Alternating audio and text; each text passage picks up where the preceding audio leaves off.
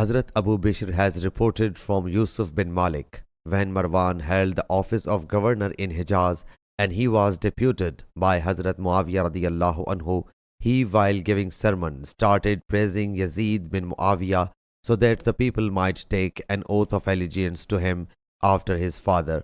At this, Hazrat Abdul Rahman bin Abu Bakr radiyallahu anhu objected. He passed orders to arrest him, but he entered the chamber of Hazrat Aisha radiyallahu anha, so they could not arrest him.